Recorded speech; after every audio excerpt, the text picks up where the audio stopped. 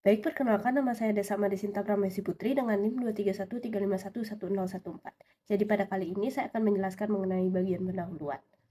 Jadi seperti yang kita tahu, oseanografi fisik pada perairan mencakup tentang berbagai karakteristik fisik laut, seperti suhu, tekanan, cahaya, suara, dan juga densitas.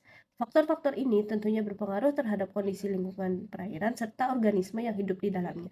Setiap perubahan kedalaman laut akan menyebabkan perubahan karakteristik fisik, seperti meningkatnya tekanan, penurunan suhu, dan juga berkurangnya intensitas cahaya yang masuk ke dalam perairan. Selain itu, oseanografi fisik juga mencakup tentang hubungan antara suhu, salinitas, tekanan, dan juga densitas air laut. Sekian yang dapat saya jelaskan, akan dilanjutkan oleh teman saya. Izin melanjutkan, perkenalkan saya Imanda Banyu Putra dengan NIM 74 akan menjelaskan pressure. Tekanan hidrostatik di laut.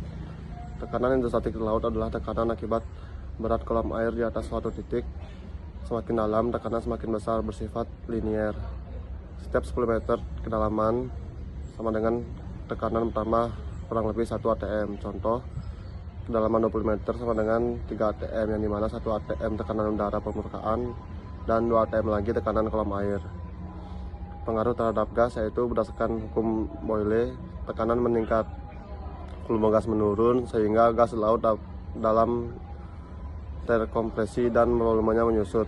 Berdasarkan hukum Henry, tekanan meningkat sama dengan kelarutan gas dalam air meningkat sehingga di laut dalam konsentrasi gas terlarut lebih tinggi. Jadi tekanan hidrostatik adalah parameter penting yang meningkat seiring kedalaman dan mengontrol proses fisik kimia, termasuk kompresi gas dan juga kelarutannya. Terima kasih. Perkenalkan, nama saya Jauza Radoen Mala dengan akhiran NIM 076. Di sini saya akan membahas tentang temperatur atau suhu. Secara umum, suhu air laut itu berkisar di sekitar -2 derajat hingga 30 derajat Celcius, dengan rata-rata global sekitar 4 derajat Celcius. Suhu permukaan laut itu sangat dipengaruhi oleh letak geografis, di mana daerah tropis itu cenderung lebih hangat dibandingkan wilayah kutub.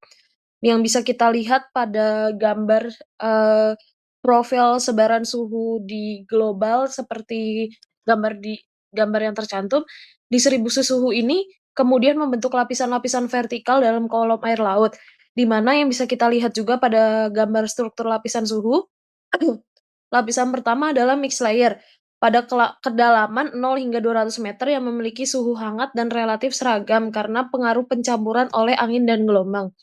Kemudian di bawahnya terdapat thermocline, yaitu pada kedalaman sekitar 200 hingga 500 meter yang merupakan zona penurunan suhu yang sangat drastis. Kemudian pada lapisan laut dalam, suhu menjadi lebih stabil dan umumnya berada di sekitar 2 derajat Celcius. Sehingga dapat kita simpulkan bahwa perubahan suhu terbesar itu terjadi pada lapisan thermocline yang menjadi batas penting antar lapisan dalam kolom air laut. Kemudian saya akan membahas terkait suhu permukaan laut yang sangat dipengaruhi oleh intensitas radiasi matahari, di mana daerah tropis sendiri itu menerima radiasi yang lebih tinggi sehingga memiliki suhu yang lebih hangat, sedangkan daerah kutub cenderung lebih dingin. Perbedaan ini menyebabkan variasi suhu secara global yang kemudian mempengaruhi sirkulasi laut dan juga dinamika iklim. Secara horizontal, suhu laut menunjukkan pola gradasi dari ekuator yang hangat menuju kutub yang lebih dingin. Selain itu, jika kita lihat secara vertikal, profil suhu juga berbeda antar wilayah. Di daerah tropis terdapat thermocline yang jelas, yaitu lapisan dengan penurunan suhu yang tajam. Sebaliknya, di daerah kutub sendiri, suhu itu relatif lebih seragam sehingga thermocline itu hampir tidak terbentuk. Sementara itu, di lintang sedang, struktur suhu bersifat lebih dinamis karena dipengaruhi oleh perubahan musim.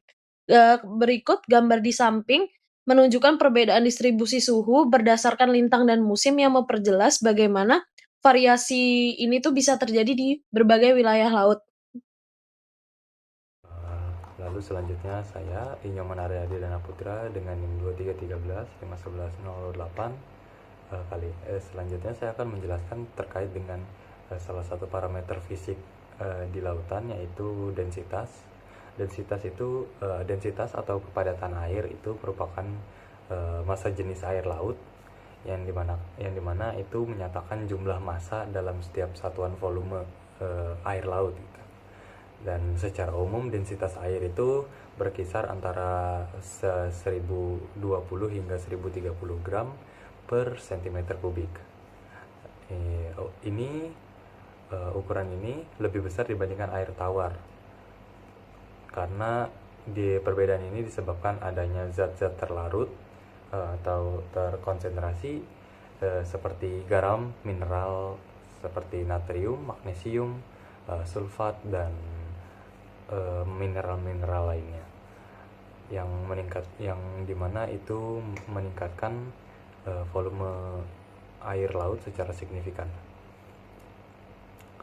Namun parameter densitas ini bukan bisa berdiri sendiri, namun sangat dipengaruhi oleh parameter yang nantinya akan dijelaskan oleh teman-teman saya, baik pun yang telah dijelaskan sebelumnya.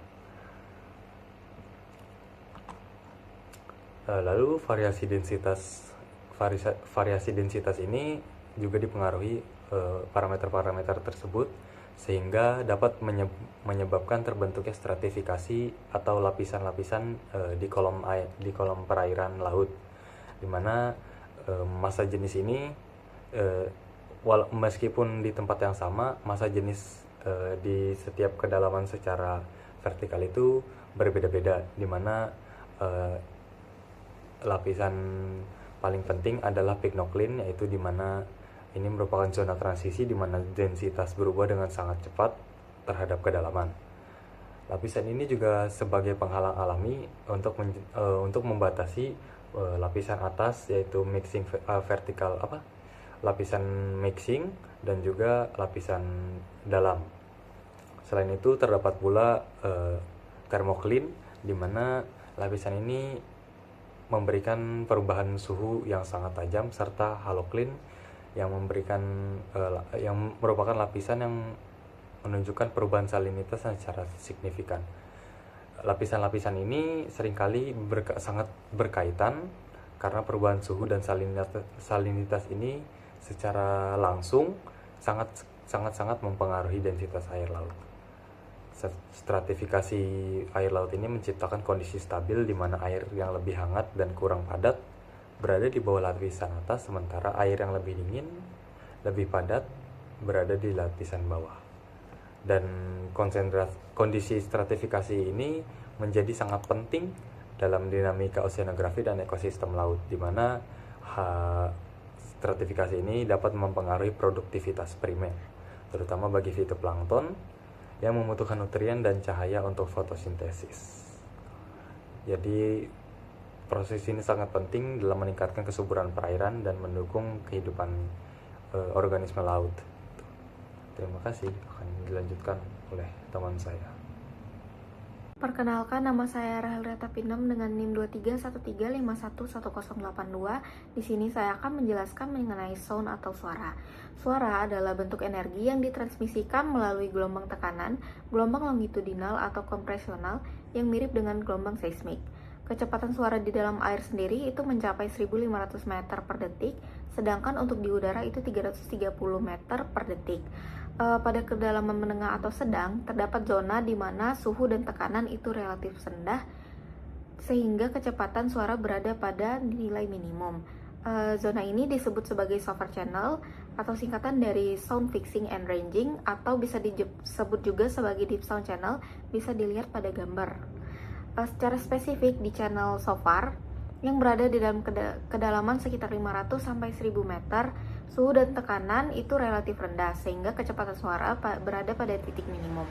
Ini mengindikasikan bahwa suhu dan tekanan yang rendah berkorelasi dengan kecepatan suara yang lebih rendah. Karena kecepatan suara yang lebih rendah, gelombang suara cenderung terjebak di dalam channel ini. Suara dapat memantul bolak-balik antara lapisan-lapisan air yang berada dalam channel ini.